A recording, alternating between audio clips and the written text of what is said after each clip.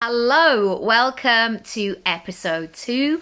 Welcome back. Grab a piece of paper and a pen.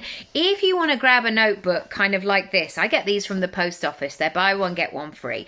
And they're great because the lines are really wide for my creative scrawly writing, as my daughter would say. But I love to be able, when I am working on a certain area of my life or my business, to be able to capture it all in one place. So you can grab something that works for you.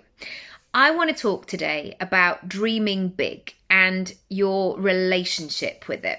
I love the phrase personally. I actually do have it on a mug. I think my son has it on a little picture in his room. I think that's what it says. And as a little girl, I had a huge imagination. I was always coming up with stories and scenarios and playing and creating characters. And I never felt limited in my surroundings. I felt really unstoppable in that way, even though I would be, it's not like I had access to a real life castle or anything like that. It was like, oh, okay, I'm going to make a den. So I'm going to use like my coat to dangle off the branch, and then that will be one room. I was very resourceful in that way.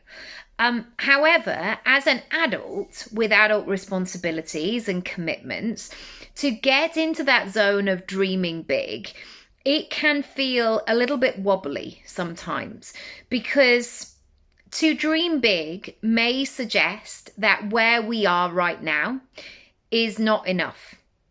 And I do believe actually you can have those two things running alongside each other at the same time. You can be dreaming big and thinking about the future, and you can be really grateful and present right now exactly where you are. I want to say I am here for all of it. I want this secret series to be your safe place for your dreams. And this is important for me to say because not everybody gets to have that sensation of dreaming big freely. To go back to who I was as a little girl, I knew who I was from being about 4 years old. And I was really clear, and I had, it makes me emotional. I was really clear. I had direction. I was very in touch with my body and my instinct and like what felt good and what didn't and all of these things. And yet, not necessarily with my family, but with those around me, adults I came in contact with, I had to navigate what I said as a child.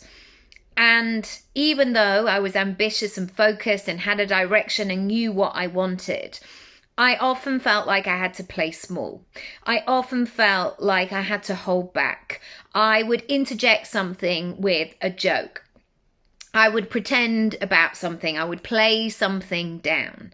Because so often if I spoke my truth, I would be told that I was too much. I would be told that I should get rid of any of those silly ideas. Or that kind of like, you're a bit ambitious, aren't you? All of that.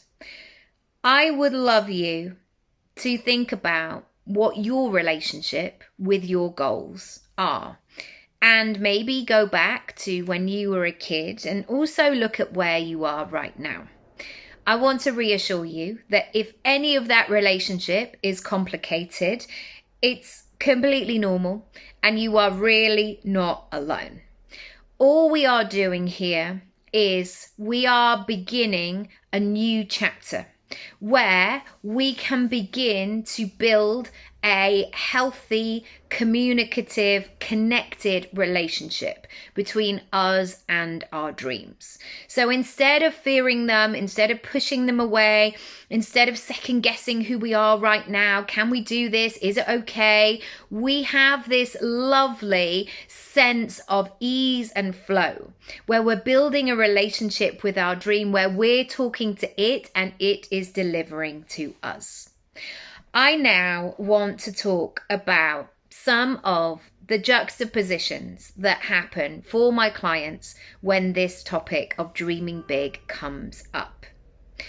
Firstly, I've given a hint to this because this was often said to me: dreaming big and not being too much. So often when we do this work, a series of juxtapositions will reveal themselves. So I would love to invite you to play this game to see how many resonate, and also explore how we could reframe them, how we could make the two things exist, and for it all to be safe.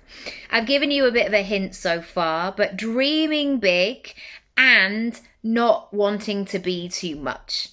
I remember this narrative very much that would happen about not aiming too high because you'll only be disappointed, because things like that don't happen to people like us. Well, I am telling you right now, the internet is showing many people all over the world exactly what is possible for you. They've worked it out, they've maybe monetized it, they've built it, they've invented it. There will be somebody out there, many people maybe, who are doing exactly what you want to do. And I also know, because I've tried it over the years, to play with that sense of not being myself, of completely and utterly squashing my desires, my hopes, my dreams, and trying to fit in and being like everybody else. I want to remind you that there will be certain situations, places, spaces, groups of people where you'll always be too much, mainly because you are not like them. It's so important in this dreaming big scenario, when we are really thinking about what we want and where we're going, to make sure we're going for the ideal version. People can say what they want to say of you being too much, but I know myself, if I am not enough of myself, I am the only one that suffers. And nobody will ever come up to you and go, thank you so much for playing small. They're just great. They're happy anyway, because it makes them look good too. Another conversation that comes up again and again is that sense of being heart-led and wanting to talk about and make a lot of money. I want you to think about how that lands for you. Maybe being heart-led for you means that you are not charging enough, or you're not charging at all. You're trying to be all things to all people. And actually, at the end of the day, what's happening is you are crumbling behind the scenes. You're burnt out, you're stressed, you're tired. And that is all because subconsciously, charging for what you do has a bit of discomfort there. So if we go to the other side of the spectrum, I want you to think about what talking about money could look and feel like for you. How could you make it feel safe? How could you find a way that you could build your relationship with money in a way that it feels really good? Number 3 is a follow-on from part 2. Often this sense of wanting to be kind, but also profitable, the two of them come together and want to fight each other. I think sometimes we have associated wealth building with meanies, people who are all out for themselves, who are grabby, who are greedy, and yet that contradicts who we are as people. We want to be kind, we want to be accommodating, we want to be thoughtful, we want to be considered, we want to be generous. I want you to be able to find that way where you can be both things. You can make the money that you want to make, and you can do it in a way that feels really good. Having a vision and being a total beginner. It's really difficult actually when you have conversations around this, maybe with other people, because there have been times over the years where this vision is so clear and connected in my body, in my soul, in my gut, in my head, in my voice. And yet I am just starting. I have no idea how to get going. I have no experience in terms of this to lean on. And so you have to be really careful in these moments where you want to change your life or you want to go in a different direction, when that vision is really small, But yes, you may not have anything to show for it just yet. Do not let the people who are like, are you sure? Because look at you right now. Keep zooming out so you see that full vision. Knowing what you want, and yet you have no idea how to get it. Often the how will appear, but only when you take a step forward, only when you become inquisitive, only when you investigate.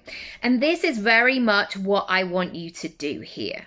I want you to connect with that dream big version of yourself and turn up the brightness so bright. Almost feel like you're in Mary Poppins, where you're stepping into the pavement and you're really exploring this new world around you. The sights, the sounds, the sensory experience of it all. The how will reveal itself shortly. This is often a juggle because many people who measure success or progress like the data. Now, we can get so much information from data, but it's not everything. I think your instinct, your intuition has very much a place at the table. And so I want you to think about how you can find a way where you are very connected, you are very intuitive, and you're listening to your instinct and checking in and realizing what your body is saying whilst looking at the data and making smart decisions. One final visual I want to give you is the soundboard of your head.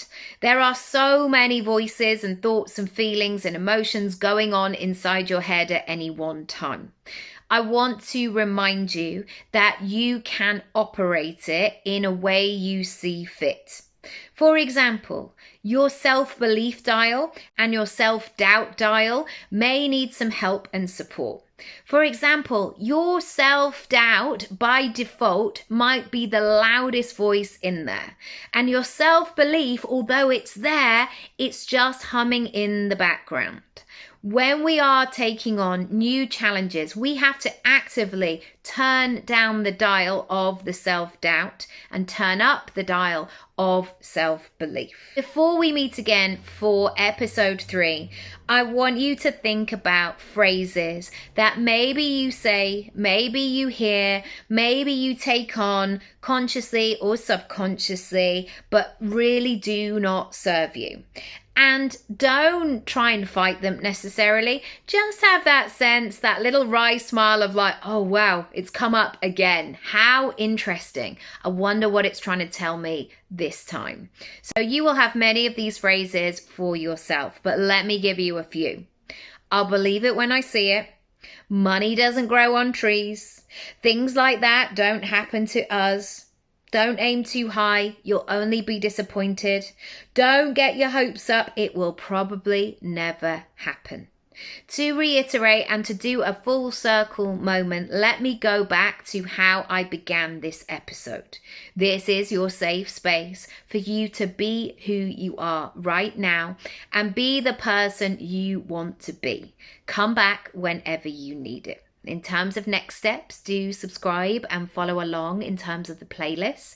Go back and watch the full workshop where I give you much more information behind the scenes. And thirdly, if you would like to work together, if you are ready to make some moves and to stop just talking about it and thinking about it, but actually do something, send me a message. We can book in some time to have a quick chat, see if we are a fit, or equally, if you are ready and you know that you don't need to have a chat, and you're good to go, you can access everything you need via my sessions page, working one-on-one, or via my shop.